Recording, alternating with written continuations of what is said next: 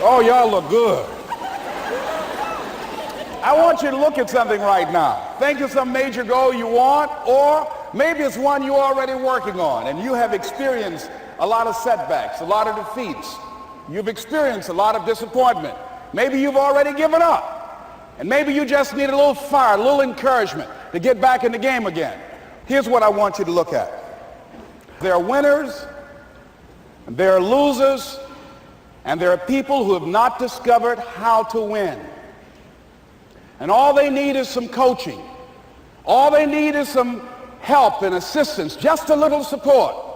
All they need is some insight or a different strategy, a plan of action to make some adjustments that will open up the key to a whole new future for them, that will give them access to the unlimited power that they have within themselves. That's all that they need. So what I want you to do is think about something you want for you, that's real for you, that's important for you, that will give your life some special meaning and power. And I don't even want you to say, I can do that. I don't want you to assume that. See, 5 years ago when I started out in this area, I would not have been able to make the mental leap that I would be up to where I am right now. I don't want you to begin to just psych yourself out. No. I want you to be able to say something to yourself that will enable you to maintain a level of integrity with yourself.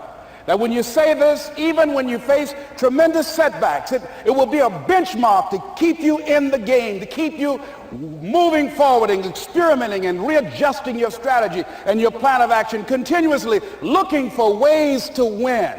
So what is that something? When you got an idea you want to move on, you might not have the money, you might not have the education, you might not have the support or the resources you need. What is that something that can keep us going, that will enable us to act on our dream? What's one of those keys that will begin to help us to discover the secrets to our dream? Here's what I want you to repeat after me, please, with power and conviction. Say, it's possible. It's possible. That's all I want you to do when you look at your dream. Just say to yourself every day, it's possible. Just say that every day to yourself, it's possible. Because what does that do? See, it begins to change your belief system. See, the way in which we operate, ladies and gentlemen, it's a manifestation of what we believe, what's possible for us. Whatever you've done up to this point, all that it really is a duplication, it's a reproduction of what you believe subconsciously that you deserve and what's possible for your life. Most people operate out of their personal history, out of their memory, things they have done, things they've experienced, things they've seen, things that they have observed. What I'm suggesting that you operate out of a larger vision of yourself. I want you to see yourself doing what you want to do, experiencing what you want to experience, having what you want to have, doing what it is that gives your life some meaning and value. Operate out of your imagination, not your memory. Because whenever you look at where you want to go, I'm wanting to warn you, you will have some conversation back here after you go through the data that you've experienced in life saying you can't do it. And so what you want to begin to do is ignore that inner conversation. Well, most people, ladies and gentlemen, when something happens to them, what they do is they begin to believe that that's the way it is. That's the way it's always been. And they can't see the possibility of it being any different. Example, before April 1954, the common belief, the universal belief, because it had been tried again and again and again and people had failed, the belief was that man was not physically capable of breaking the 4-minute barrier, that he could not run a mile in less than 4 minutes. That was the belief on the planet. It had never been done. But here's what happened, ladies and gentlemen. Roger Bannister came along, and he broke the 4-minute barrier. Now here's what's significant about that. Since that time, up to this day, over 20,000 people have done it, including high school kids. What changed? 20,000 people, what changed? Here's what happened when they got on the track. They knew it had been done. And because they knew it had been done, there was a new belief about this barrier, about this goal that was unreachable. And those 20,000 people got in the race believing, knowing in their heart that someone had done it, that it's possible that they could do it.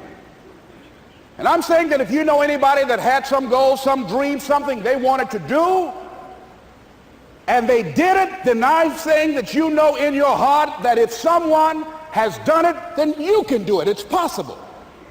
And that if someone can make their dream become a reality, that it's possible that you can make your dream become reality. And so as you begin to look at where you want to go, beginning to embrace that, it's possible. I'm blessed and highly favored. I've got a lot going for me. I got some good stuff in me. And it's possible that I can bring my greatness out here in the universe. That I can do what I want to do. It's possible I can write my own book. I can have my own business. I can take the trip and travel around the world. It's possible. I can bounce back from adversity and reinvent my life. It's possible. Regardless of where I am, the things can get better for me. It's possible. I'm thinking about two men right here in Chicago who are fairly successful, similar background, educated. They worked for a corporation for many years, and they were among many people that were laid off. Two guys who were very good friends. One went out looking for a job for several weeks along with the other one, and they faced disappointment and rejection again and again and again. They couldn't find any work, which is the story of many people across this country. One guy stopped. He became discouraged. He stopped going.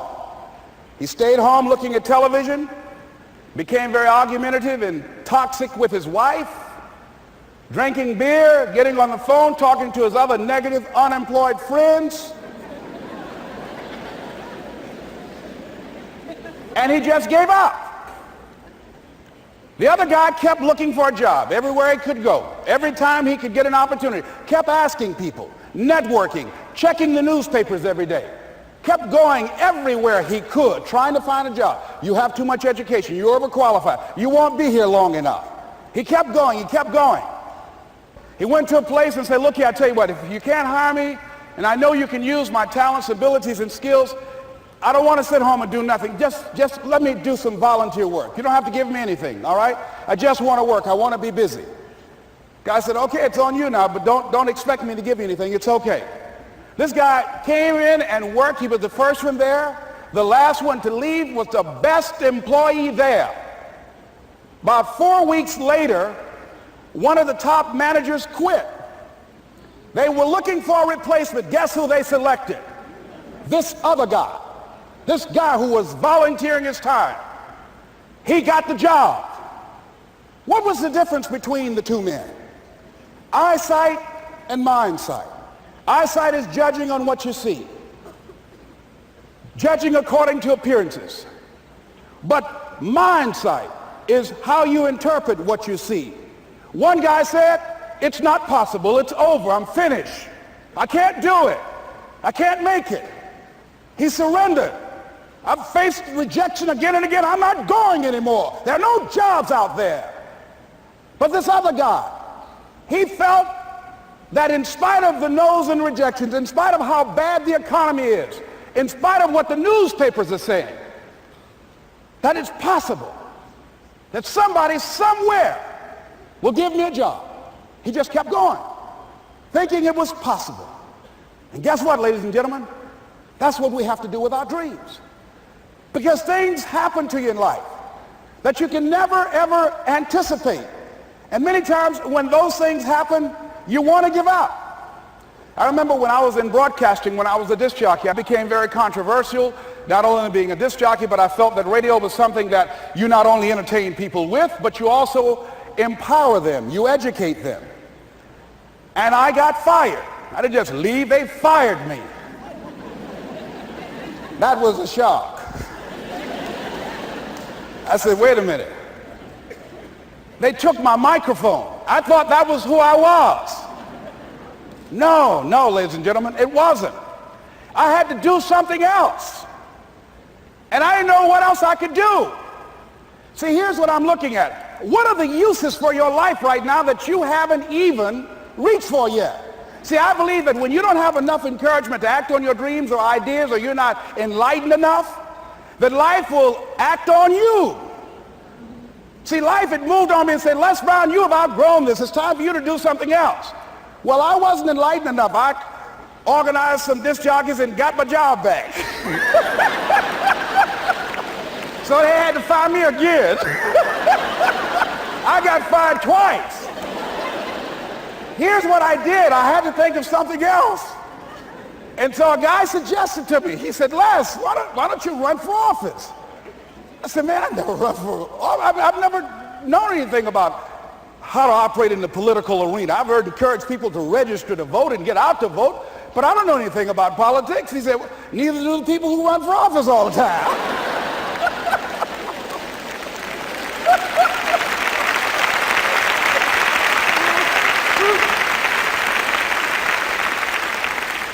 So I ran. Now here's what I'm suggesting. I ran.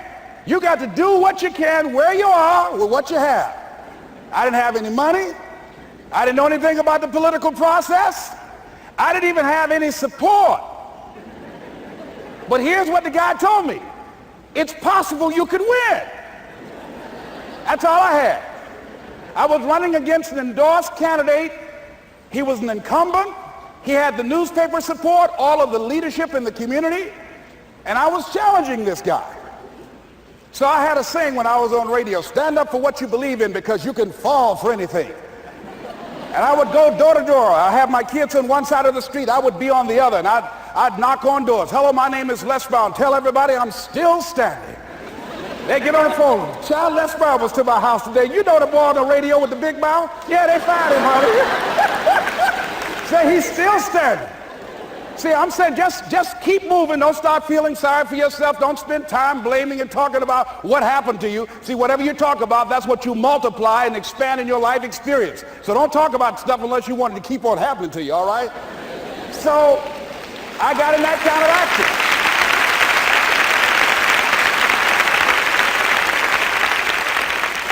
As I continue to do that, had my children with me, we're going door to door, didn't have enough money. Eventually, we got close to the election and something happened that really surprised me. Guys who I thought were going to either support me or stay out of it, various powerful community leaders, they became involved in it and they endorsed my opponent. I felt devastated. Now that's going to happen to you when you're working on your dream. Things are going to happen that's going to catch you on the blind side. That was shocking to me. They didn't have to do that. All they had to do was just stay out of it. But here they go, come up in there messing with me. Now that's going to happen. There's some people who believe it's their personal business to stop you from living your dream, all right?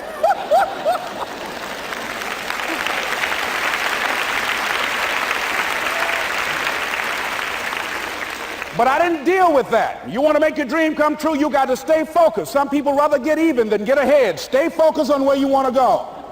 I just kept on doing what I was supposed to do. And so I was driving to the radio station. My opponent had over $20,000. I had less than $800. As I was in the radio station, the guy said, "You're going to make a commercial?" I said, "Yes." He said, "It better be a good one because that money can't go pretty far here." And I sat there in the middle control room and I was thinking. And here's what happens when you get still. Stuff will start coming. Something said, "Call your mama." You used to talk about your mother on the air all the time. Ask her to say a few words for you. That'll be a different kind of political spot. So I called my mama. And I had a gospel record playing in the background.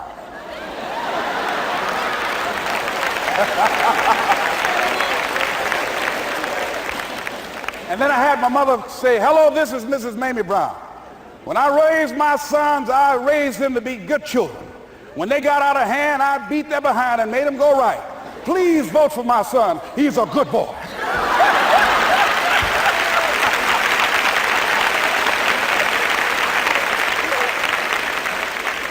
Usually in the state representative race, maybe 3,000 or 4,000 people will come out to vote in a primary.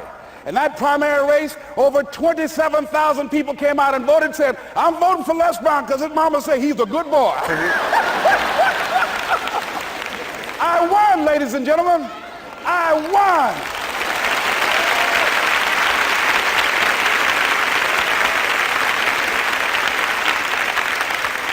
So you've got to be willing to stay focused, to be creative, to be relentless, because things are going to happen to you when you're working on your dream, when you get on track. I remember when I first got involved in speaking, one of the main things that speakers like to do is speak to a certain association that they have over 10,000 of their sales reps that come to this convention. And I was relentless. I kept saying, it's possible. It's possible. See, what I want to let you know and set you up for, because you say it's possible, don't mean that you're not going to have any problems. That Murphy's Law ain't going to come and slap you side the head. Oh, Murphy going to come visit you. He's waiting for some of y'all out in the parking lot. Oh, you say it's possible. Okay, it's possible. You better get up. Well, I was working. I kept saying it's possible. They got other speakers on this program. I can be on that program too. I kept selling myself. I got all fired up. And I was calling them every day. And the lady finally said, Mr. Brown, I tell you what, we want you to come in and talk to our sales executives. You got the kind of fire and guts that they want, that will motivate them. And let me tell you something else. We want you to bring your motivational tapes. You're going to need at least $50,000 worth of tapes. I said, is that right? Yes, because they want to keep that drive alive. I said, all right. I called the guy to duplicate my tapes. I said, Don, how you doing? This is Les. Let me tell you, I got a major speaking engagement. I said, man, it's a speaker's dream. I need over $50,000 worth of product. He said, Les, you don't have that kind of credit. I said, I know, but Don, I can sell that. Just right after speaking engagement, I'll give you your money in 4 days. He said, are you sure, Les? I said, yes, man, I got a major speaking engagement, and they told me to do it. He said, man, that's a big order. Let me talk with the lady with you. I said, hold on just a minute, man. Call the lady back. Hello, Evelyn, how you doing? This is Les Brown. I got Don on the phone. What did you say? Do I have the speaking engagement? Yes, you do. And what else you suggest? Les, our people, they buy a lot of tapes. Your tapes are very popular among them. I'm saying bring at least $50,000 worth of tapes, Les. You'll sell everything you got and more. I said, did you hear that, Don? He said, yes. I said, now, if anybody else has to make a decision, are you the final person? She said, I'm the final person. I will send you the contract. I want you. I said, you hear that, Don? He said, yes. I said, oh, ye of little faith. I said, duplicate the tapes, man. Hung the phone up. Well, he duplicated the tapes. 1 week came by. I'm checking the mail every day. No contract. I said, come on, Murphy, don't start nothing, man. Come on. Come on, man, give me a break. Come on, you know, this ain't fair. Come on, man. Give your boy a break. Come on. I talked to myself, you know. I didn't want to call him right now. 2 weeks passed by. Murphy said, don't you think you ought to call him? I said, okay. I called. I said, hello, this is Les Brown calling. How you doing, Les? I said, fine. I said, Evelyn hasn't sent my contract out yet. Any additional information you need? So, Les, you haven't heard? I said, no. I said, Evelyn died. I said, she died? I said, did she say anything about me?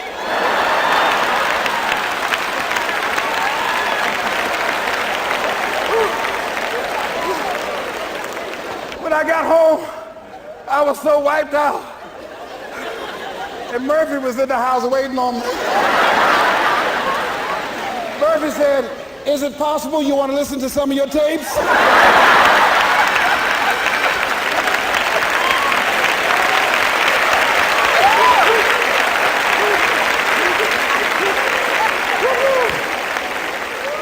But ladies and gentlemen, here's what I had to do. I had to begin to focus on what was the solution. That this was not the only place that I'll be able to sell those products. And as I began to challenge myself and got some help and support and some other input, I eventually did. It took longer, but it was challenging. But I did it. Repeat after me, please. No matter how bad it is, or how bad it gets, I'm going to make it. I'm going to make it. Shake somebody's hand on your right and left and say, you got that right.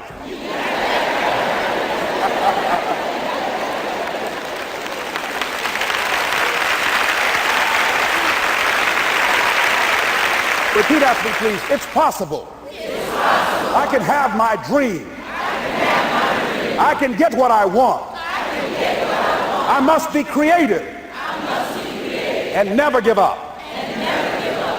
Now, let me share something else with you, ladies and gentlemen. When you know within yourself that there's something you want to do, and I believe that all of us were born with a purpose, that all of us have something that we are supposed to do, that all of us have some goodness within us, and that goodness gives us a responsibility to manifest our greatness. And when you know that, you can feel it in your guts, and you know that you're deliberately operating below your potential, you've gotten comfortable, you stop expanding, you stop stretching, you stop challenging yourself. Let me share something else with you. Not only is it possible for you to have your dream, but it's necessary. It's necessary that you have it, that you work on it, that you develop yourself, that you go for what is yours in the universe. I have a friend that at the beginning of the year I was in Los Angeles giving a speech, and I do a seminar teaching people how to become involved in the speaking business, and also one called Speaking with Power, teaching people how to begin to develop their communication skills. And this friend, I said, I want you to work with me. I called her up.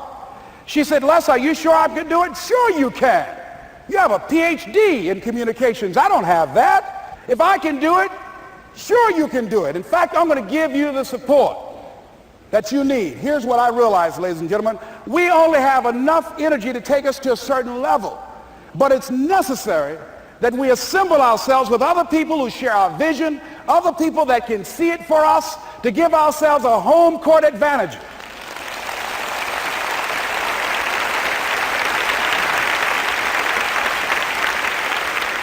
So it's necessary that you seek out other people who think like you, who are growing, who have decided that they are not satisfied with where they are. See, I don't believe that necessity is the mother of invention. No, necessity, in my opinion, is not the mother of invention.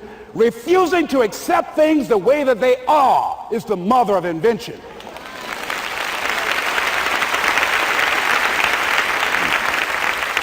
When you decide, I'm not going to settle for this, this is not going to be it for my life, I deserve more than this. See, that will start making you do some stuff. See, a lot of people go to work every day miserable, and all they do is just talk about how miserable they are. But they don't do anything about it. So I was telling her that I knew she hated her job with a passion. I said, you can do this. You got more going for you than I have going for me. And we've been going through this for years, ladies and gentlemen. She'd been to my seminar speaking for a living. She brought her husband, and that was one of the major problems that I realized that happened in her life. He couldn't see it for her. So you got to make sure that you have people in your life that can see it for you, that will encourage you. Non-affirming relationships can hurt you.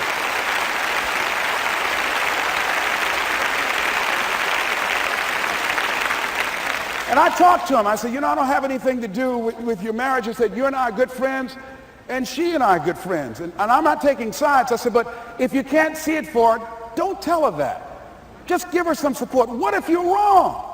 It's possible, man, that if I'm doing it, she can do it. Well, you're different. How are you going to tell me that? You've seen her speak. She's got great speaking skills. Don't underestimate her. You don't know. You've got a great woman here. But you see, people who can't see it for themselves can't see it for you. He was happy.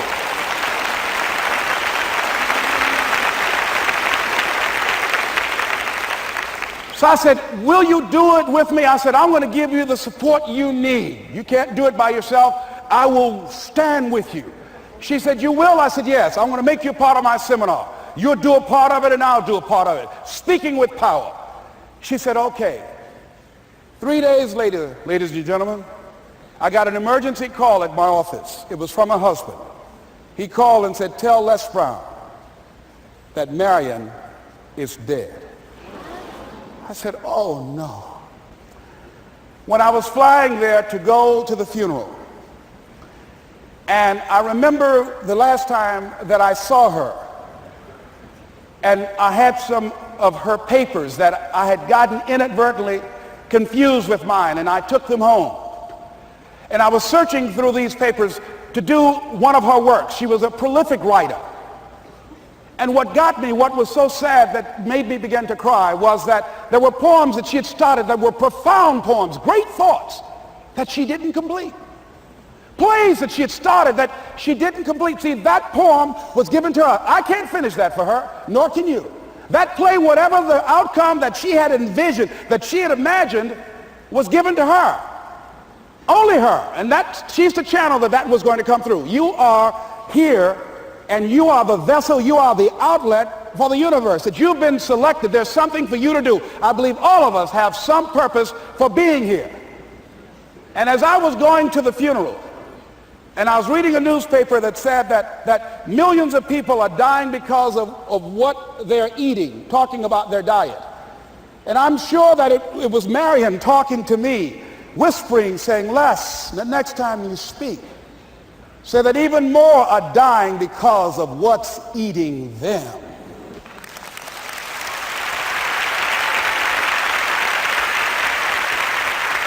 When the challenges of life come your way, you've got to find ways to increase your sense of self-appreciation, because if you don't, you're bombarded with negative stuff every day that beats you down, and you will find yourself unconsciously engaged in self-destructive behavior. If you don't program yourself, life will program you.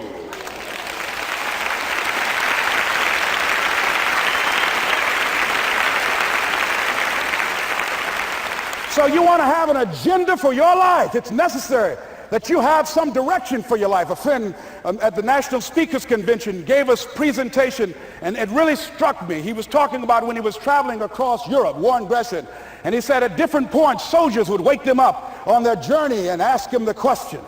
And I posed this to you. The question was, where have you been? Why are you here? And where are you going? And that's what I ask you. Where have you been? Where have you been up to this point? You look at your life. You look at what you produce. Is it giving you what you want? Are you living on purpose? Are you living your dream? Are you acting on your ideas? Are you doing all you can do? Have you gotten comfortable? Are you procrastinating? Are you evading your own greatness? Are you surrounding yourself with people that can nourish you? Are you challenging yourself? Are you experimenting? Are you learning something different? Is your life an adventure, or is it boring? Where have you been? Why are you here? What brought you here? Investing the time, the money. What brought you here? And where are you going? What is it that you can get out of this session, out of this lecture? That when you leave here, rather than this just being a spectator event, that you got some idea, some dream, that you might have to go back and brush it off and look at it again and say, I've got to do this. This is my stuff. This is what I'm supposed to do. This is why I showed up. Where are you going with your life? What decisions are you making right now as you look into the future? Are you experimenting to find out what other talents and abilities that you have? See, we're in a time right now. The day is gone where you could just go to college and get out and get a job and work 30 or 40 years with job security and retire with a gold watch. The gold watch days are gone. Brand new day. Party's over. So now you have got to be multi-talented and multi-skilled. You've got to use all your stuff. You don't know what else you can do. I didn't know I can do what I'm doing right now. It's necessary that you stretch and challenge yourself and say, let me see. I started out as a trainer. I'm a trainer. That's what I am. That's what my expertise was in. And then I decided, let me see, can I speak? And then I discovered, hey, I can do that. What if I hadn't tried to do that and just been satisfied with just being a trainer, with a limited vision of myself? And then after training, and then I said, well, maybe I can go into business for myself. And I started speaking, going into business for myself. Well, maybe I could train other speakers and teach them how to go into business for themselves. See, you want to have a backup plan. You want to have other strategies for yourself. In case this doesn't work out, you got something else going over here. You don't want to ever put yourself in a situation where you have a limited vision and you're only using a limited amount of your talents, of your skills, and of your abilities. And I'm saying to you, it's possible you've got some talents, some ideas in you, your ability to do some stuff that you haven't even discovered yet. And I'm suggesting that it's necessary that you get outside of your comfort zone. It's necessary that you develop some new relationships where you can learn from people. It's necessary that you do reading, that you do research. It's necessary, if you're already involved in some business, that you don't be satisfied with where you are. If you want to make it today, it's necessary for you to constantly look at ways of getting better. Not only is it possible for you to have your dream, and it's necessary for you to challenge yourself to go after it and get better and leverage relationships that can help you get to where you want to go, but it's you.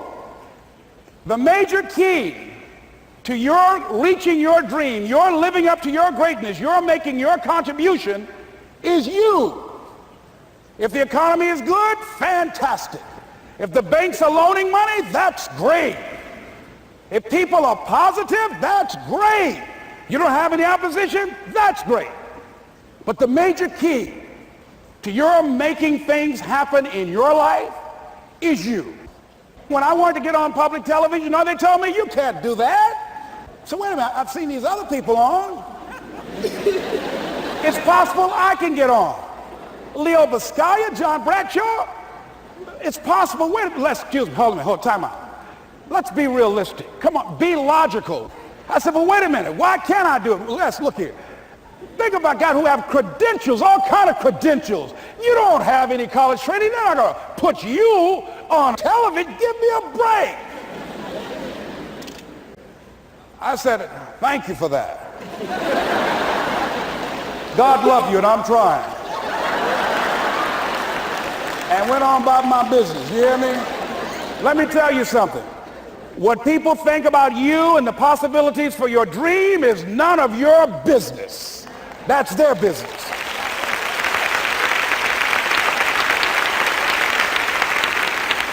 They have no imagination, ladies and gentlemen. They're living out of the past, out of their memory.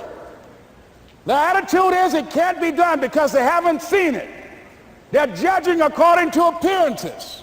The people that are going to make it in the future, the people that are making it today, let me share something with you. History is being read, but it's also being written by people with imagination.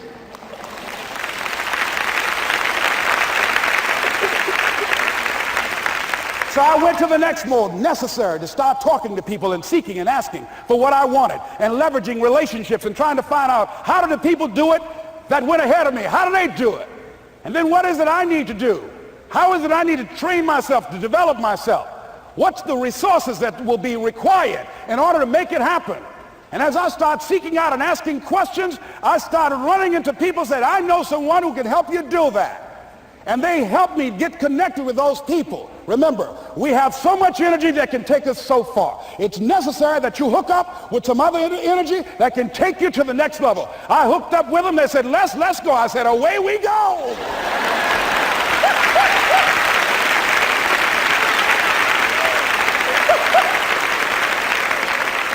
And guess what? Here we are. I love it. You want your stuff? It's necessary you take responsibility for it, that you make it happen, that you don't give up, that you don't take any objection or disappointment or defeats personally, that you keep on keeping on, that you don't decide that I can't make it because you can't see the light at the end of the tunnel, that you realize that's a part of the program. And here's something you've got to resolve. Say this to yourself every day. See, as long as you're breathing, you got a shot at your dream. That's the way I resolve. Say this, please. It's not over until I win. You got that right.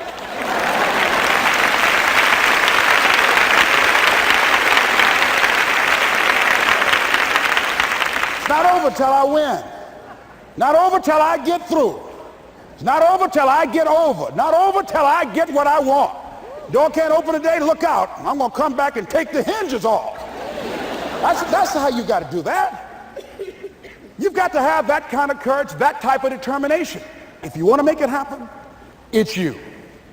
That you've got to take personal responsibility to make it happen. That you have got to own what it is that you want to do. If it's taking care of your well-being, if it's making a difference in our school system, if it's working with senior citizens, if it's to protect our ecology, if it's to create an economic renaissance, if it's just to take yourself to another level, it's you. You've got to make that happen. We can point out many things that can make it inconvenient or can slow us down. but ultimately, it's on us. Next step is, not only is it possible and necessary, and it's you to live your dream, to make this greatness that you have within you become a reality, but what I've come to appreciate when you're working on changing your life, changing some bad habit, getting out of addictive situations or relationships, or working to build a dream or making a difference in our society, or learning something that's very challenging. Here's what I realize, ladies and gentlemen, and develop a great deal of respect for. It's hard. Easy is not an option. It's hard living. Life is hard. See, it's hard when you are 49 years old, been working on a job for 17 years, and they come in and tell you you're finished and give you 1 week severance pay. And you got to start all over again. It's hard when you're married and raising children and your children are crawling and your husband dies unexpectedly. It's hard handling just the tragedies of life. It's hard when you're working on something and you put everything you have in it and it doesn't work out. You lose your money and other people's money. It's hard. It was rough when I lost my job and I could not find a job. It was humiliating and embarrassing, borrowing money, and then I couldn't pay the money back when I told them I would. That's rough. How people look at you, how they respond to you. It's very hard. It's humiliating.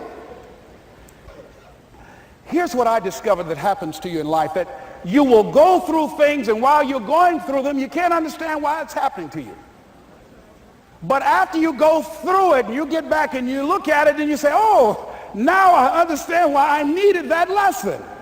Have it ever happened to you? Raise your hand. Has it ever happened to you that I couldn't understand it then, but after I got through it, then I saw that was preparing me for bigger and better things.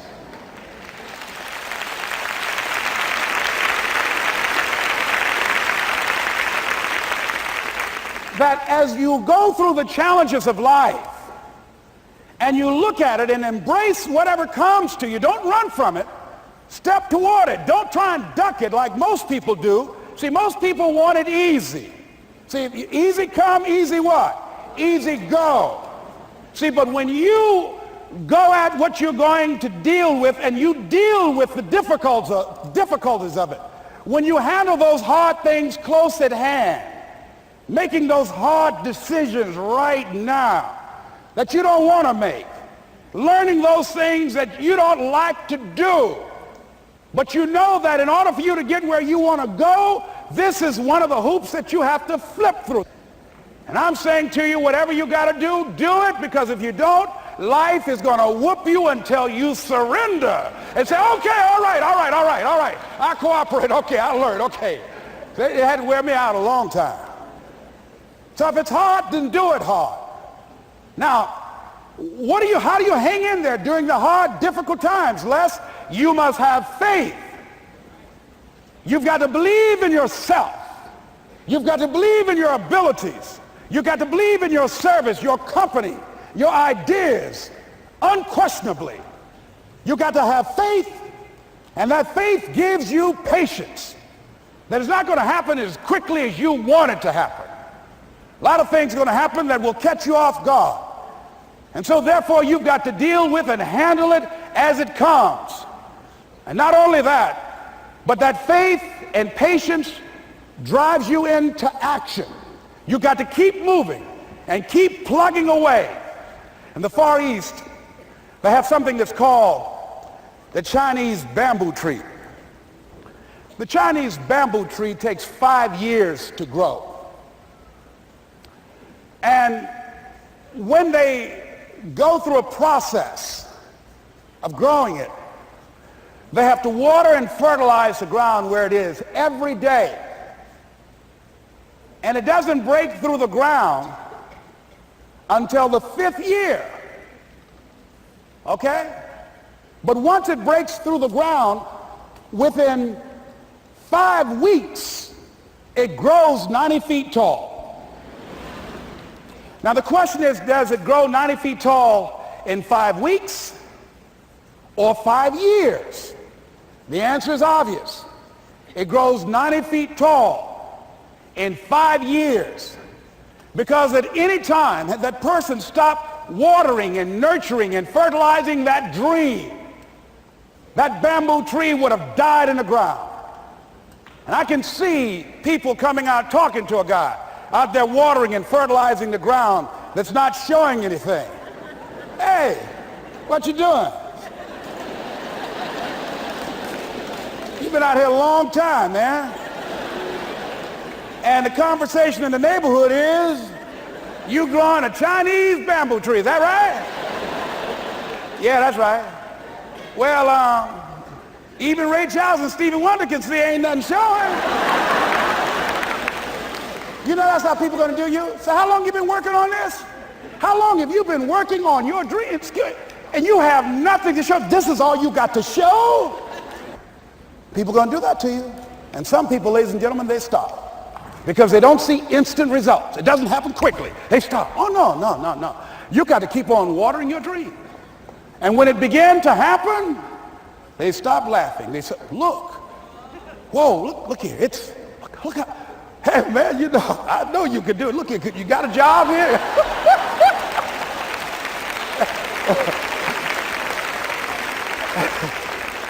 See, during those hard times, we didn't know how you're going to make payroll. During those times when you failed and things didn't work out, they were nowhere to be found. But you know what I discovered? When you're working at your dream, somebody said the harder the battle, the sweeter the victory. Oh, it's sweet to you. It's good to you. Why? See, when it's hard and there's a struggle, see, what you become in the process is more important than the dream. That's far more important. The kind of person you become, the character that you build, the courage that you develop, the faith that you're manifesting. Oh, it's something that you get up in the morning, you look yourself in the mirror, you're a different kind of person. You walk with a different kind of spirit.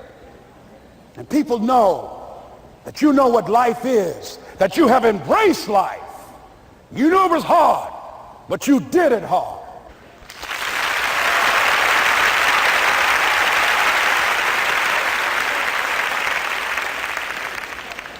Now that takes us to the next level. If it's hard, why do people do it? You ask people who do things. Why do they go it? People who climb mountains just for the sake of it. Nobody paying them to do it. Just do it. Somebody said, I'm going to run around the world. He said, well, why would somebody want to do that? I'm going to swim the Atlantic Channel. Why? Why do people do that? I wondered, why would a Nelson Mandela give up 26 years of his life? Why do people do that? Here's what I discovered in high school. High school, I decided I wanted to go out for football. Never forget this. And I discovered why people do things. You know why, ladies and gentlemen? Even though it's hard, it's worth it. It's worth it. See, one day we had Coach Alkin Hepburn had this plaque down there. And this wood on the floor, on the ground. He said, Brown, come over here. Had my suit on. I said, yes, sir. He said, I'm going to have old Larry Littles down there. Old big Larry. Yes, sir. Big, fat, sorry Larry. Yes, sir. Brown, I want you to get down bull neck. Yes, sir. He said, I want you to run at Larry. I want you to put your helmet right in his pit, right up in his chest, and knock him off that board. You hear me, Brown? You can do that. Yes, sir. Can you do that? Yes, sir. I say, hubba, hubba. I said, hubba, hubba. He said, Brown, I want you to knock him off. You're going to make the team. I know you can get him, all right? We'll look at him. How sorry he is. Knees knocking and everything. I said, yes, sir. Then he went down to Larry. Larry Littles, who played 12 years for the Miami Dolphins, all pro for 12 years. This is a bad, big dude. 250 pounds, strength, agile, and all muscle. He said, Larry, he said, man, you know Brown down there.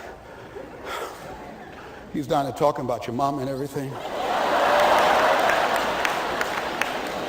He talked about how fat and sorry you are and how he's going to knock you off this board. Larry now spitting fire and growling and foaming at the mouth. Now I'm looking at Larry saying, oh, hubba, hubba. He said, look at that fool down there growling.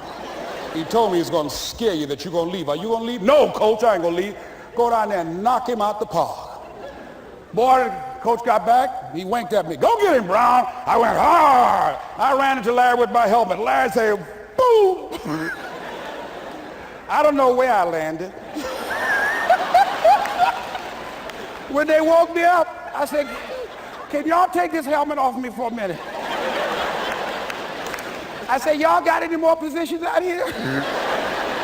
They said, like where? I said, don't y'all need an announcer? They said, Brian, where you going? I was crying. They said, man, some girls over there. I said, I don't care, man, I'm hurt. So that fool almost killed me, man. He said, Brian, you quit, man? I said, yeah. I said, what? I said, it ain't worth it, man. No, it ain't worth it. Y'all go ahead. Y'all crazy. I'll be your announcer, man. I was calling the game. I was up there in the booth. Call good games too, because the pain wasn't worth it to me. And I'm saying to you, you know why people do what they do? The people who go after their stuff, what makes it worth it? It's got to be your passion. You got to love it, ladies and gentlemen. You got to love it. It's got to be what you are supposed to do. You want to sing, and even though they want to invite you to Carnegie Hall, you're going to sing to anybody that listens to you, including singing to yourself. I used to talk to my plants when nobody else would listen to me. You got to write, even if no one published your book, write, because that was given to you to do.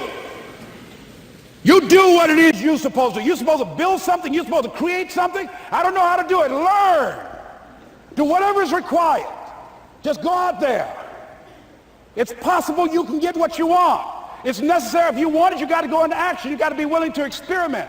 You got to be willing to fail and to succeed. You got to be willing to form and to develop new relationships. It's you, it's on you. You got to make that happen. Nobody's going to bring it to you on a silver platter and say, here's your dream manifested. No, it's hard. Yes, it's hard. It's difficult. Yes, right. And it's worth it.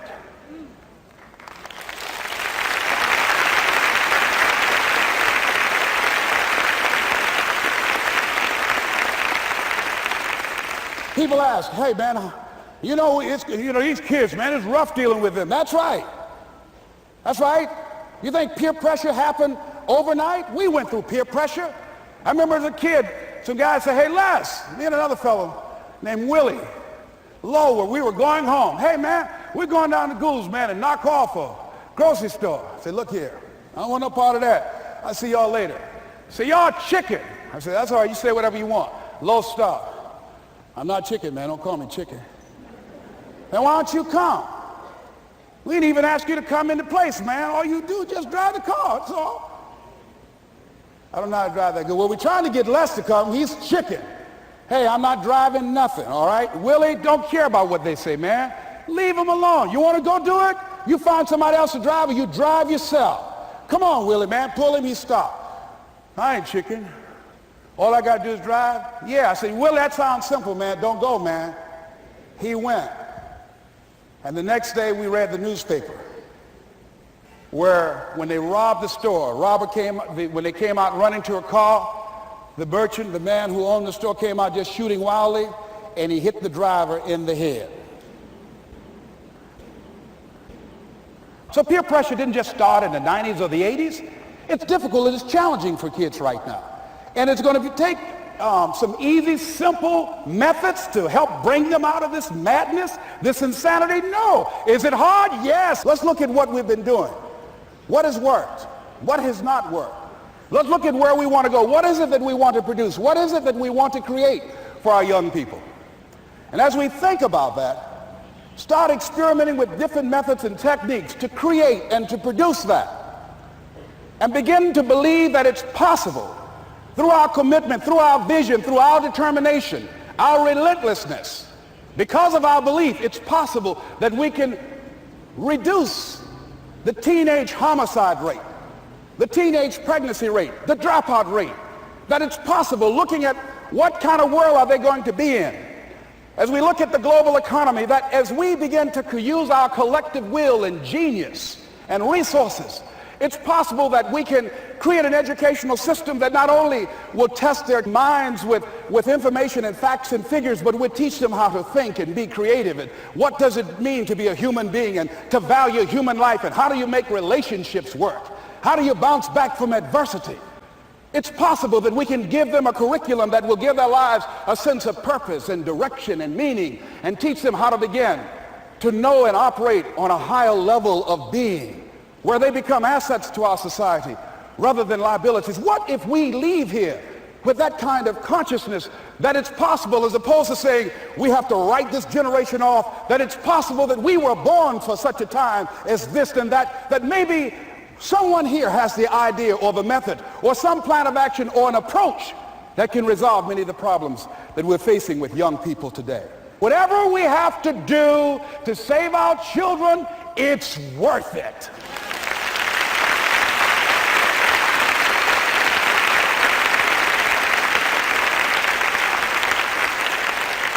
And so that brings me to the final step, that it's necessary for us to begin to look at the future and know that it's possible that we can have our dream. Yes, it is. Other people have done it, then we can do it. We fail a lot of times. Well, a lot of other folks fail, and eventually they came back and they succeeded. So it's possible we can have what we want. And we know that we want to get it. It's necessary that we align ourselves with people that think like we do. It's necessary we get negative, do-nothing people out of our lives. It's necessary we never stop learning and growing and developing ourselves. It's necessary that we never give up. We know that it's you, it's me. It's being responsible for our stuff and deciding that we're going to keep on keeping on, and that we're going to find a way to win or find a way to make it happen. And we know it's hard. It's not going to be a picnic. Yes, it's hard, and we will do it hard. And once we do it hard and we go through it, we realize it was worth it. And once you discover it was worth it, it is done. It's done.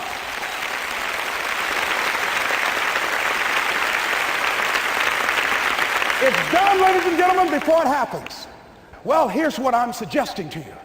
That when you're working, you have a wall to break through. Let's say a friend of mine he runs a marathon, and he says, when he's running the 26-mile marathon, he said, let's say that hypothetically, that 18th mile is the wall. He said, Les, when you get there and you're running, he says, everything in you is telling you to stop, to give up. Every muscle is aching, and you're saying to yourself, I can't do it.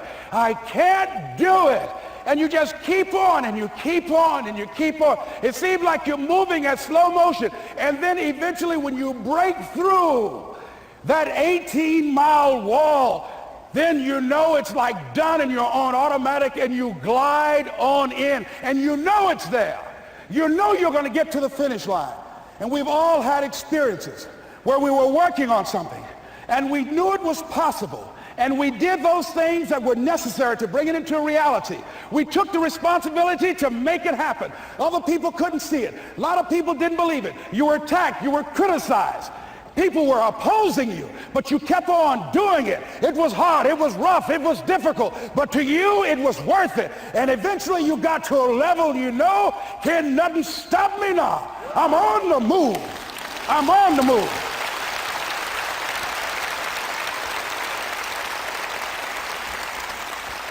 Finally, I'm thinking about a friend of mine who's no longer operating on this dimension. His name is Jack Boland. He had this vision of a church that would serve various types of needs for people, their supportive needs, and helping them in recovery from drugs and alcohol and whatever addictions that they might be involved in. And he was known for bringing in different kinds of speakers. And over a year ago, he was diagnosed as having cancer, and he announced to his congregation that he's going to be taking chemotherapy, and that it was a possibility that the cancer would go in remission, and he was optimistic about that. And sure enough, it did for a year. And one of the things Jack always talked about is that he wanted to have his funeral while he lived. And so he invited a few friends, Wayne Dyer and myself and a few other speakers. He didn't tell us why we were there, but once we gathered there, the church, they told us in the room that Jack is going to announce to the congregation, he's bringing his doctor up. The doctor is going to say that we felt we could keep it in remission. It's out of remission, and he doesn't have much time left. And whatever words you want to say to Jack that you would say if he had made his transition, speak those words now. Well, we were shocked and we were somewhat stunned until Jack got there. They brought him in a wheelchair, and boy, was he courageous, and he had a strong smile, and they helped him up the steps, and he sat behind the podium. And each of us got up and we said a few things about Jack and the impact that he made on our lives. And he said, the doctor, after announcing that Jack didn't have long, he says, "Doctor," he said, "I accept what you say, but it's possible that does not have to be the case. But if it is, I will enjoy life to the very last breath I take, even the chemotherapy. I will enjoy that." And Jack did, ladies and gentlemen. And when they said that all of his vital organs were failing, they called his family and his close church staff to the hospital and said, "He's dying." And so they came and they all gathered in the room. And Jack at that time was unconscious. And he gained consciousness, and he looked at them and he said, with what strength he had, he said, "I want to thank you all for being here. You've been a great staff to me." He looked at his sons, his daughter. He said, "You've been a great family." He said, "Don't feel sorry for me." He said, I'm ready to go. I'm looking forward to the next adventure." And he sat there for a little while, laid there, and he closed his eyes, and he lost consciousness. About an hour and a half later, he opened his eyes, and he looked at them. He said, "This is embarrassing. I'm not dead yet." They were laughing through their tears. They said, "Jack, you are a character." He said, "Hey, I hate giving up this kind of control." So they predicted that Jack would die at the end of February. And then on the 2nd, they said, "He won't see the light of day. He will be dead by morning." Ladies and gentlemen, Jack died on March 4th. And we believe that even in his dying, Jack sent his congregation a message that I want to give to you with his permission. March 4th is the day he died, and we believe Jack was saying, "March 4th."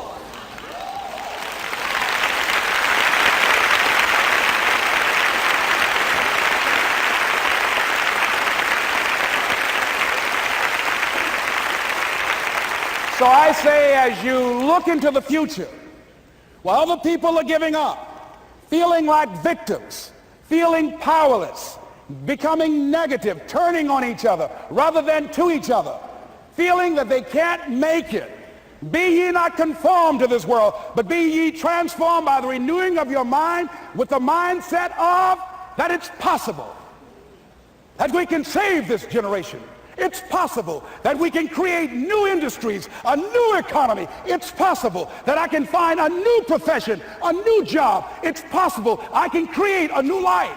And it's necessary that I become actively involved in becoming a positive force in my life and on the planet. And it's me, yes, it's you, it's all of us pulling together, working together to create this brand new future. And it's going to be hard. Easy is not an option. But if it's hard, we will do it hard. Whatever is required to snatch victory from the jaws of defeat. And it's worth it, yes. It's worth whatever we have to do. And once we know that, it is done. It is done. It is done. It is done.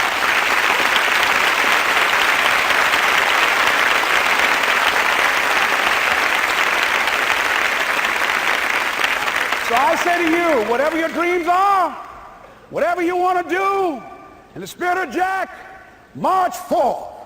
This is Mrs. Mamie Brown's baby boy, Leslie Calvin Brown, saying, "It's been a plumb pleasing pleasure as well as a privilege." Thank y'all here. Thank you. Thank you. Thank you. Thank you. Thank you very much. You're very kind. Thank you. Thank you very much. You're very kind. Thank you.